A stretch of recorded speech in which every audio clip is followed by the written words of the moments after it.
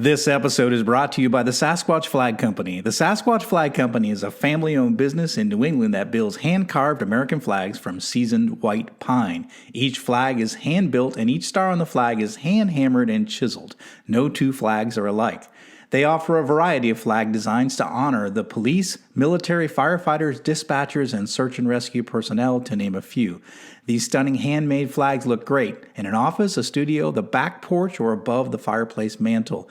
They make the perfect gift for the veteran, first responder, or patriot in your life. Now, I love these flags, and I've been giving them as gifts for years, and I was a customer long before they became a sponsor of the show. I can't recommend them enough. So if you're looking for that perfect, uniquely American-made gift to give away, or if you want to treat yourself, go to SasquatchFlags.com and get your order in today. Welcome to the Deep Leadership Podcast. Today I'm joined by Ted Bradshaw. Ted served as an executive with Xerox and IBM, then left the Fortune 500 world to explore the thrills of entrepreneurship. What he found was a long string of success that looked great on the surface, but underneath it all, he felt anxious, exhausted, and stressed, chasing money wherever it led, and wondering why he never felt fulfilled. Along his journey, Ted gained valuable insight into how a person can achieve fulfillment in all aspects of life. He shares those insights in his best-selling book, Stop Chasing Squirrels: 6 Essentials to Find Your Purpose, Focus, and Flow. And I am excited to have him on the show to help us learn how to stop chasing those squirrels. So Ted, welcome to the show. John, thank you very much. I am stoked to be here. Thanks for having me. I'm glad to have you. And the title of your book just makes me smile because as an entrepreneur, I've chased a lot of squirrels. So I'm hoping that I learn and our listeners learn how we can avoid this. So I'm looking forward to this conversation. All right. Well, I've definitely walked the walk. So we'll see if I can share some of my experiences and help your listeners. Absolutely. So tell us about, you I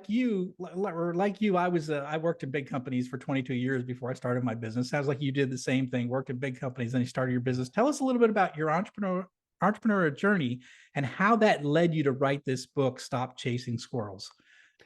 Yeah, well, I just like you said, I started with a couple of big corporations, so Xerox and IBM out of school. Great for the training, great for kind of giving me the idea of what does business look like.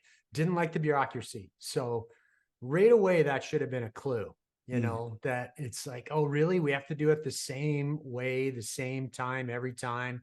And is tomorrow going to look the same as today? So I had an itch pretty early on. And I started my first business about 5 years after I was with those companies. And I knew when I started my first one because it was connected to Xerox. So it was we were a Xerox agency. And so we thought, my partners and I, that there was maybe a 10-year runway that we had for using paper. This is back. And paper's still around today. So it wasn't quite that crystal ball-y, but I'm thinking about how even from the first business I started, it was like, I want the next one before I even had the first one even started. And sure enough, my mission was to diversify us. And so that's what I did. Started a software company and we got lucky. Our timing was good. Our product was good. We were the first to connect homes to classrooms for K-12 schools over the internet. And we had tremendous growth. And so I figured, it wasn't easy, but it seemed like there wasn't a lot of challenges. And we got lucky with our timing on selling it. We sold it in 2007. That's when the problem started, though, because you figure, okay, I was successful here, I can be successful there. And fast forward from those first 2 startups, John, there were 6 after that in crazy industries. I even dabbled in nuclear medicine and I was not a good science student. Okay? So I had no business being there. But what really moved me to write this book is I knew I had to go through those experiences. I look at it now and I like to joke. I said, there's 2 types. We classify, repeat offenders as serial something, right? And there's a really bad one, the serial fill in the blank. Yeah. And then there's also the serial entrepreneur. And so it's not really a badge of honor. It's what the heck was I looking for? Why? Why? So I found my purpose, and I sort of, I like to say I just woke up and found it one day, but this was the journey that led me there, which I hope we talk about today. And that just happened to be coaching others, Mm. coaching other leaders, high achievers, those that are growth oriented. And for the first time, I saw I wasn't alone. There were many, many others that felt the same way I did. And I was looking at these successful entrepreneurs going, well, what more would you want? Why are you still unfulfilled?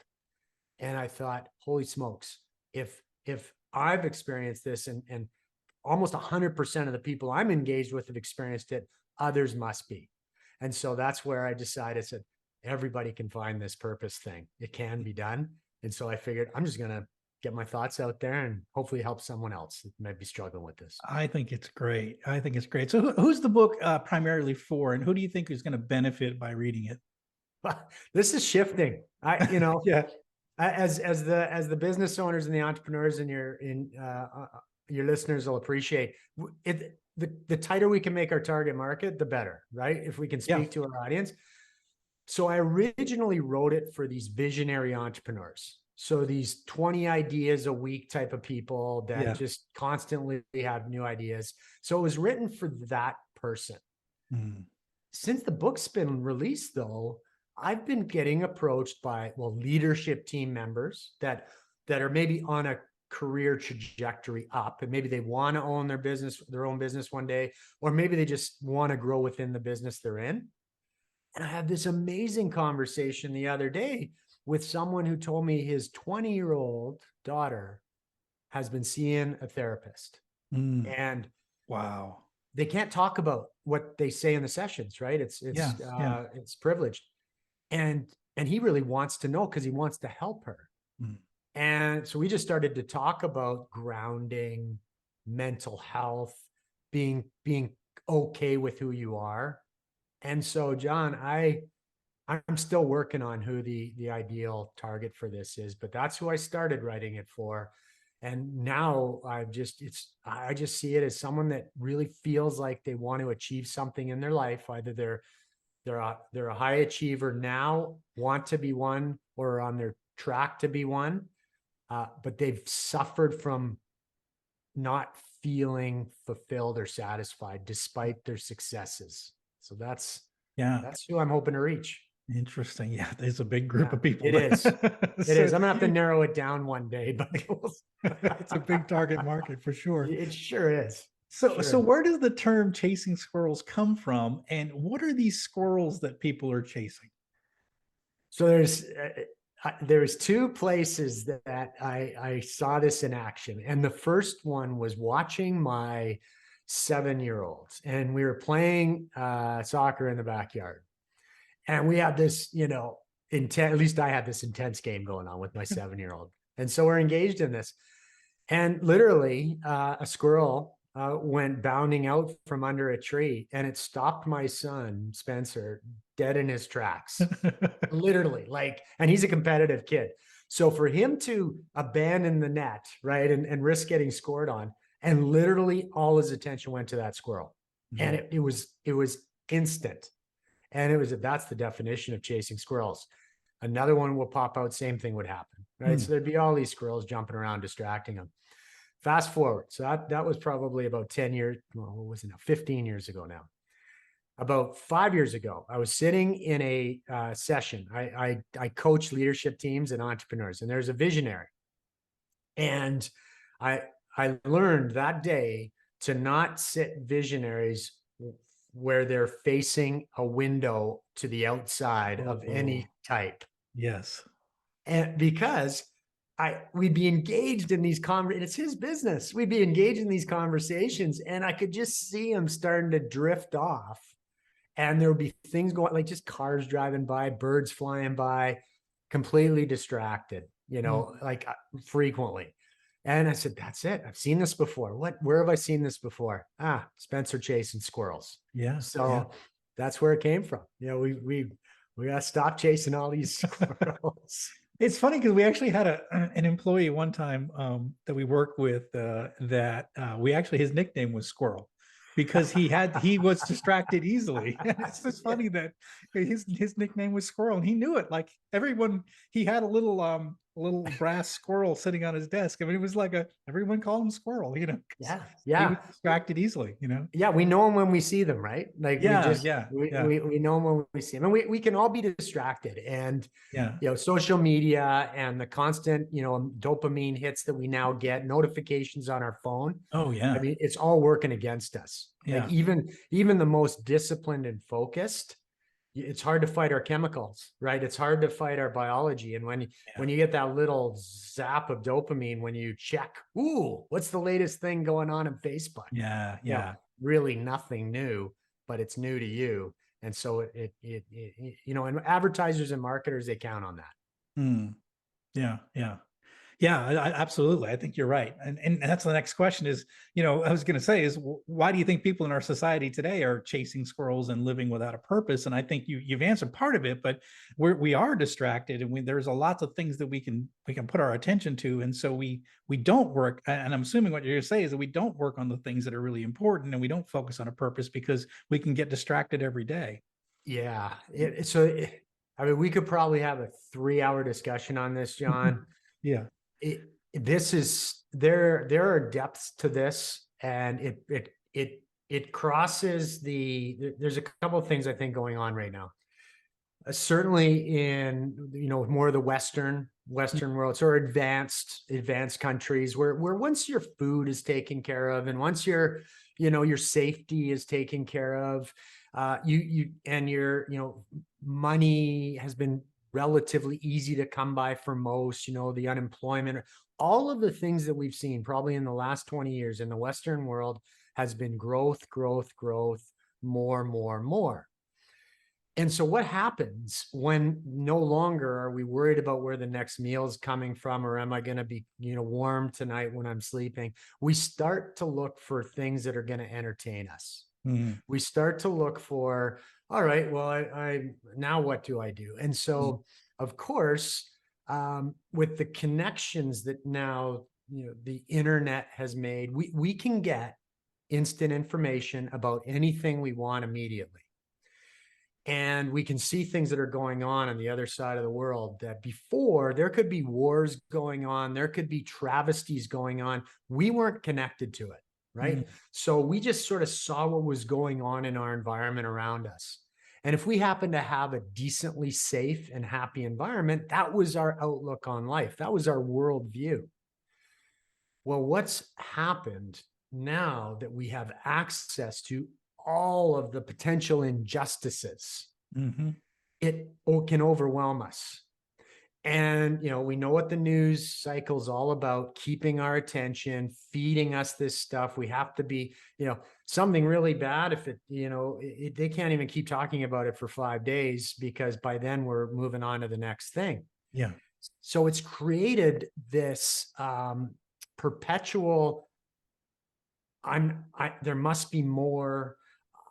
This isn't good enough. There's something wrong and broken with the world. There's something wrong and broken with me. And and then we can compare ourselves to other people along the way.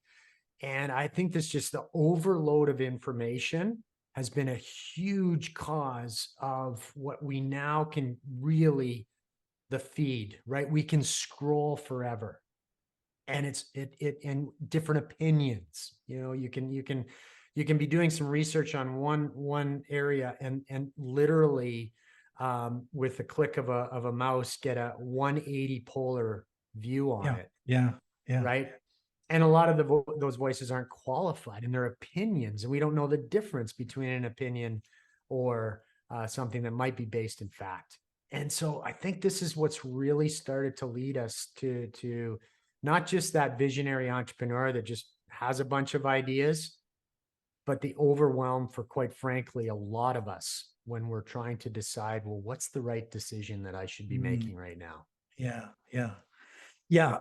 I was at dinner with some friends Tuesday night, and we were just having this exact conversation. It's like the world has evolved to the point where we have access to so much information, and yet our brains haven't evolved to be able Yeah. to handle it, right? So Yeah. we are built for being in a small community, right? And having a few family and friends around us, and be able to process that. We can't process everything that's happening in the world in real time.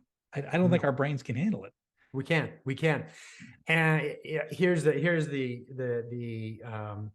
irony.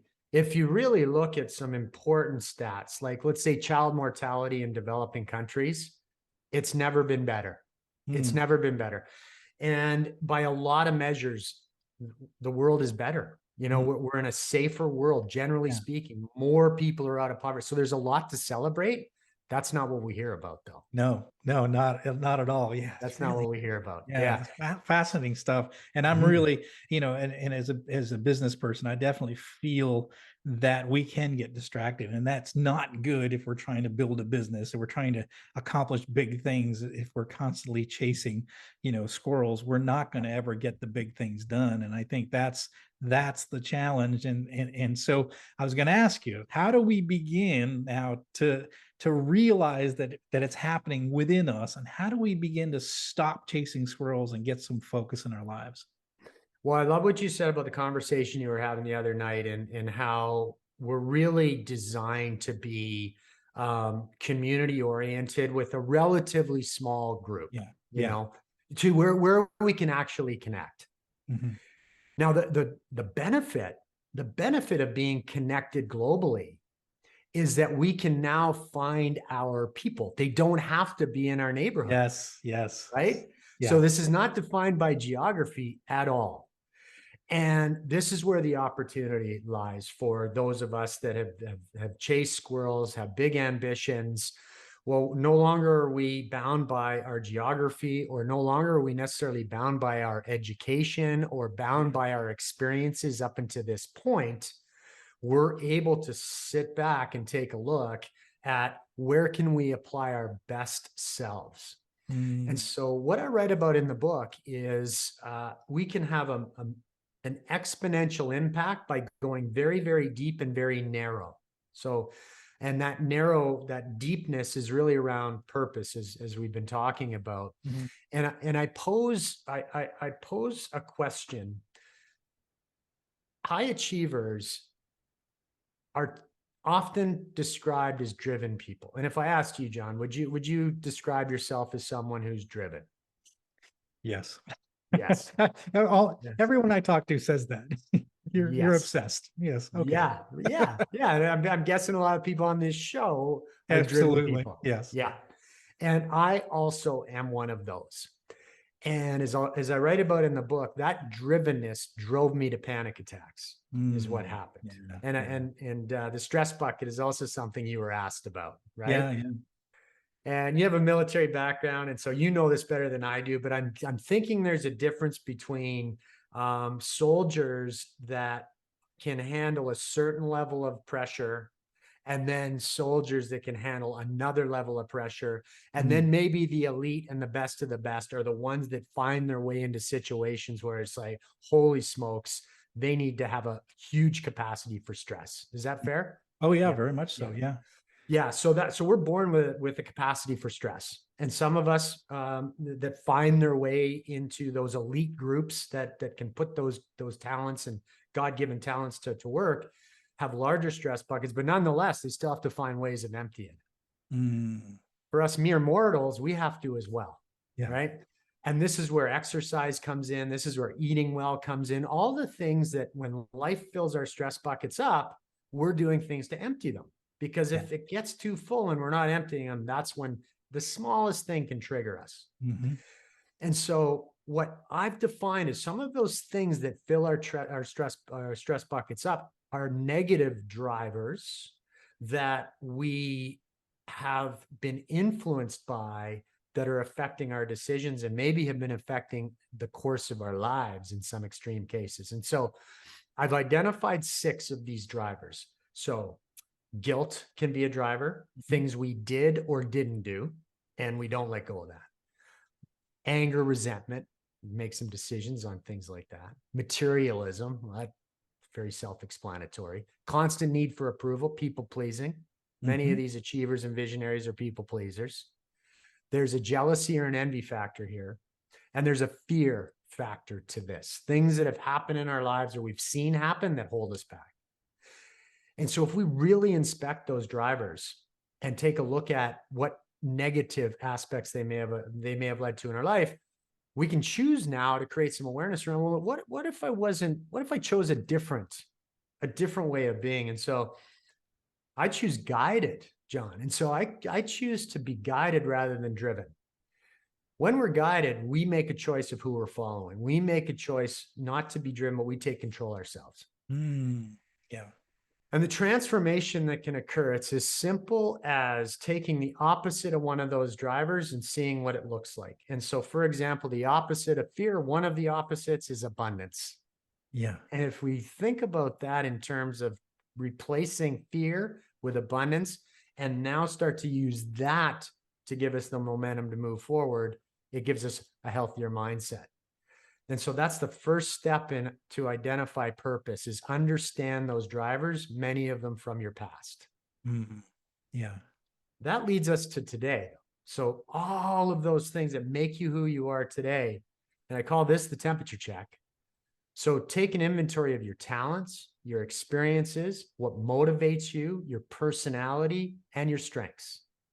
Those together, if we're really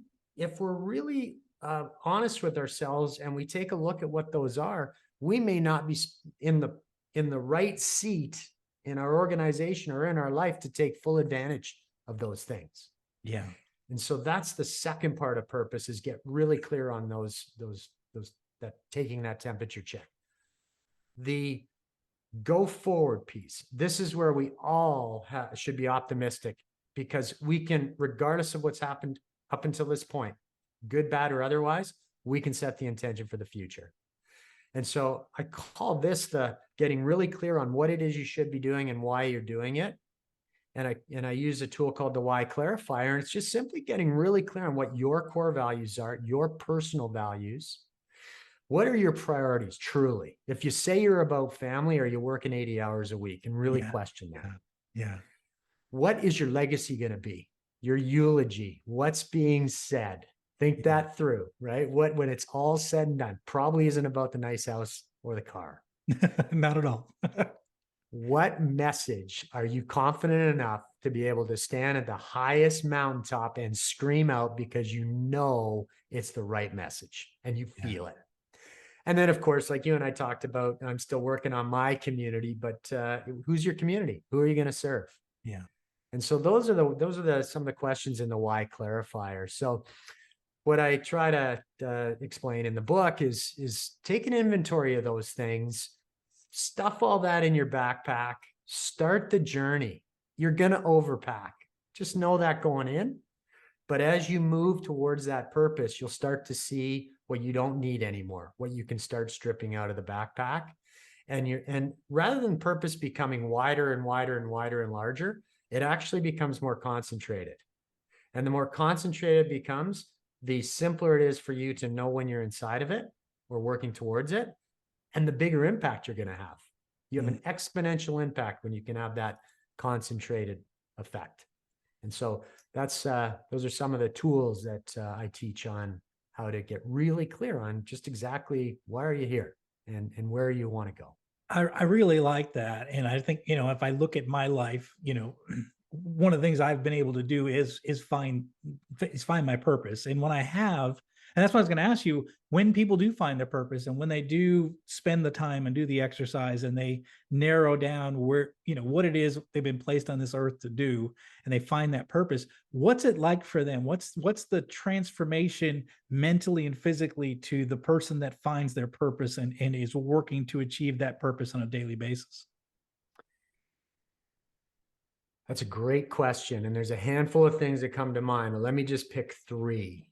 And the first one that jumped into my mind is the ability to be 100% present in the moment.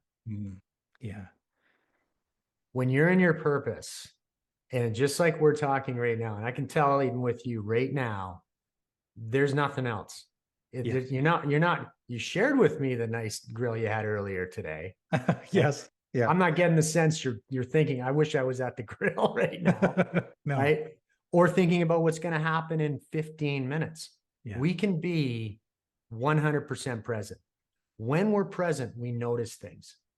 When we're present, those that are around us know that our focus is on them. And it also does something magical to our mental health. Being in the present moment makes it impossible for us to be thinking about the past. When we think or dwell on the past, that leads to depression. That's where depression comes from. It also makes it impossible for us to be worried about what's coming next.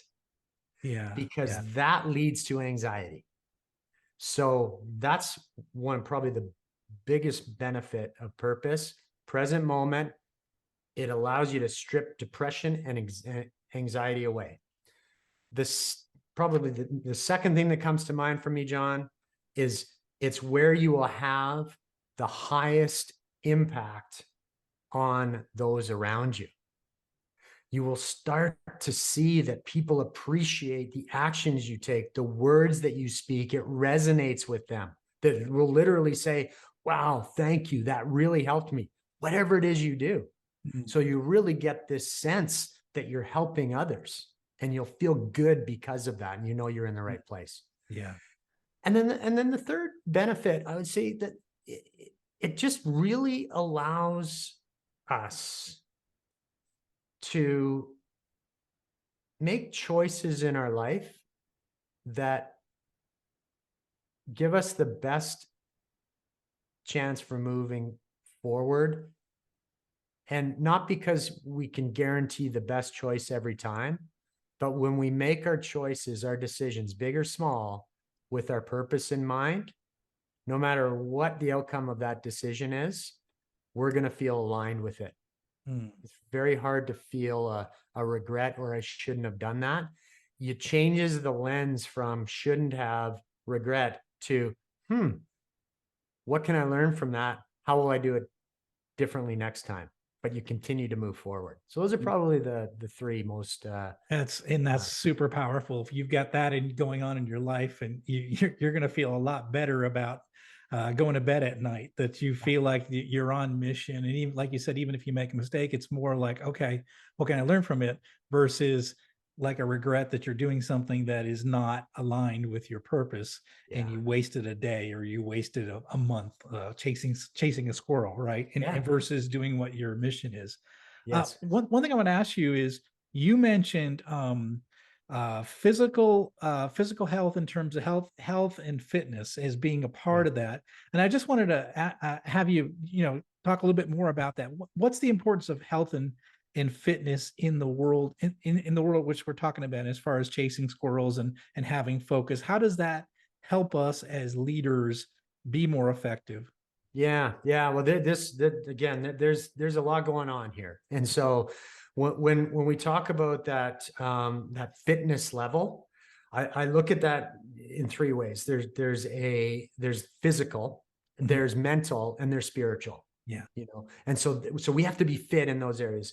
And I can completely appreciate if somebody doesn't have the physical ability to do something because of an accident or something that, then it's going to be obviously difficult to go run the marathon if you physically can't go run the marathon. I appreciate that.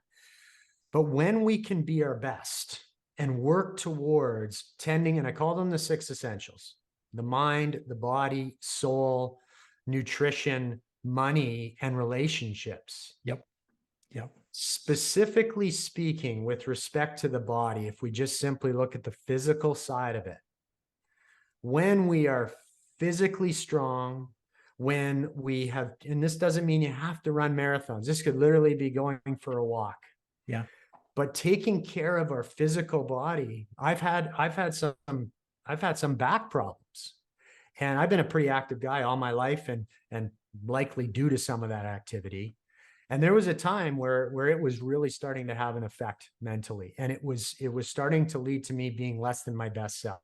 And so that's why that physical side of it, so that you can have the energy to do all the things that you're literally, your heart and your soul are telling you can be doing. And so we have to take care of this body. That's our vessel to do it. As far as I know right now, John, if you don't have your mouth and you don't have your eyes, and and your arms to press the mouse, it's going to be it's not going to be as easy to fulfill that purpose.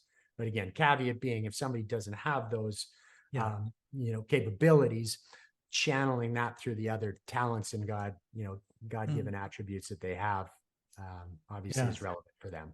One of the things I'm thinking about when you're talking about it is everything you're talking about is sort of opposite of what we're being told to do as a society. We're told to check Twitter, to get all your alerts on your phone, to keep up with the latest news, to be emotionally involved in our political candidates, to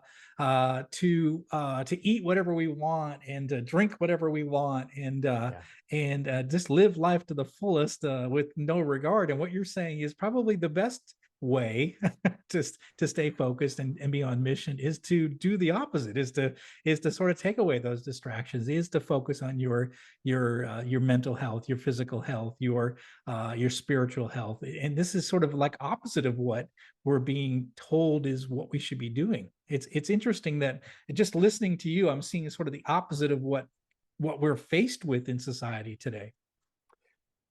Yeah. We're up against it, John. We are up against it. We'll see bits and pieces of it, but I think fundamentally, we're not here just to take up space. We're not here just to walk around, consume as much as we can, have as much fun as we can for a very finite period of time, and then that's the end of it. Yeah. I tell you what, at least that's my belief. Yeah. If we were, what's the point of anything? Yeah. Why get bent out of shape about anything?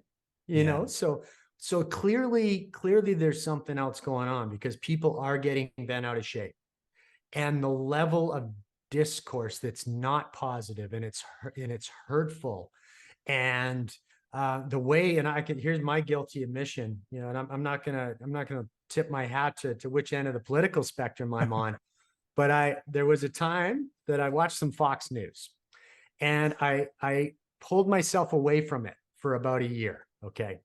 And it's entertainment, right? And here's what happened. It was like a soap opera, John. It was a year. I'm not kidding. It was a full year. I turn it back on. The subject matter changed. The talking head and what the talking head was saying did not. Yeah. And it was still the same message that was being delivered. I'm thinking, holy smokes, so what do I need this for? Yeah. And I think we can say that you can go to CNN and say that. You could go to whatever your favorite, source of information is. And so that's why I think sometimes we get confused, and it's. Oh yeah.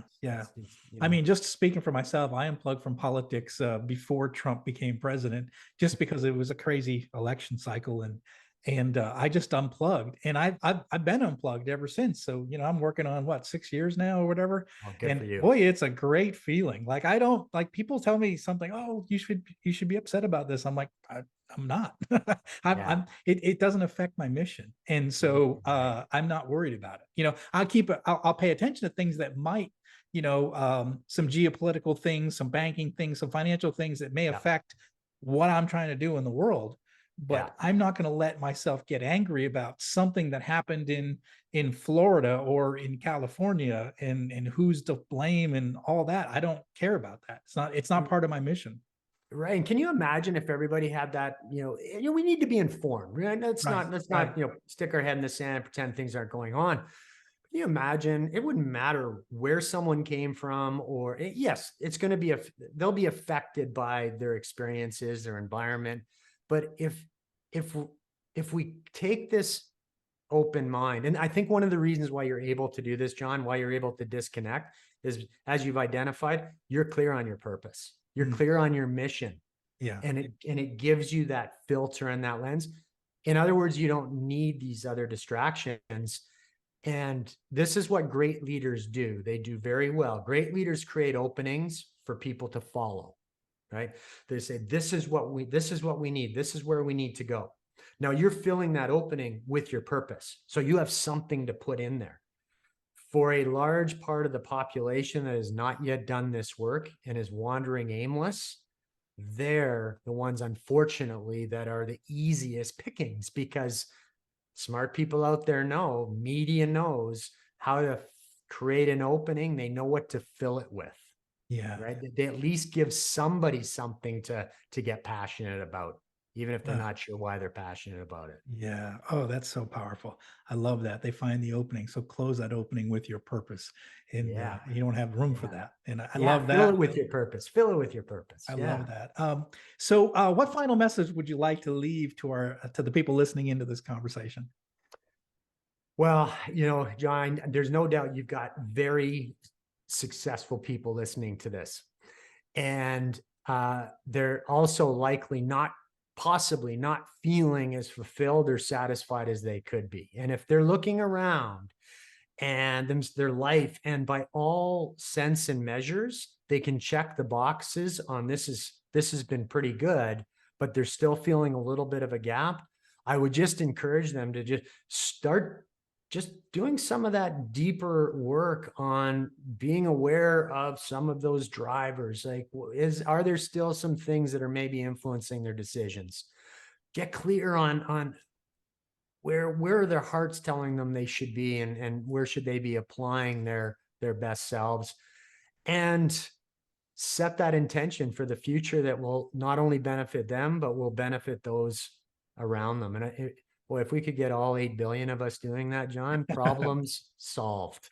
Yeah, absolutely. That's a great maybe that should be our mission to be Right? able to do that for sure. Why Um, not? Why not? this is Ted. This has been fantastic. And again, listeners, I highly encourage you to look at this book, Stop Chasing Squirrels, 6 Essentials to Find Your Purpose, Focus, and Flow. I guarantee if you're listening to this podcast, you're chasing a squirrel or two. And this book will help you narrow that down and find your purpose and your focus, and sort of not, and get rid of the frustration of chasing those squirrels, because you rarely catch them, is what I learned. Oh yeah, that's right. That's right. Well, Confucius, chase 2 rabbits, catch none. That's exactly it. That's exactly it. So Ted, how can people find out more about you, the book, and what you do, what services you provide? TedBradshaw.com is the best place for them to go. I'm on my socials. They can, LinkedIn is Ted Bradshaw, Instagram, Facebook will be Ted Bradshaw Co. If someone's interested in going a little bit deeper into this material, at my website, there is an online course. It's a self-paced course, and it's self-paced, so it can take the listener as long as they would like to go through it, but it's designed to be 6 weeks, 2 hours a week, and do the work. And I guarantee by the end of those 6 weeks, you'll be started on your path to purpose. So that's what your listeners, if those that are interested in going a little bit deeper on this, be more than willing to help them with that. Fantastic. We'll go ahead and put links in the show notes for those resources. And leaders, I do highly encourage you to check out his website, check out this online course. It's going to help you get focused. It's going to help you eliminate that squirrel chasing, which we all need to do. Even myself now, as we're having this conversation, I'm thinking about the squirrels that I've been chasing lately, and I probably need to get a little more focus in my mission. So, Ted, this has been fantastic. I really appreciate you coming on the show and sharing this book and the work that you're doing to help leaders kind of get focused. I really appreciate that. Well, thanks, John. Thanks for the work that you're doing. This is tremendous energy. So keep it up. Thank you. Oh, thank you. Well, that's it for today. Thank you for listening to Deep Leadership. If you like this podcast, please subscribe and share so we can continue to build a world with better bosses. Until next time, this is John Rennie saying take care and lead well.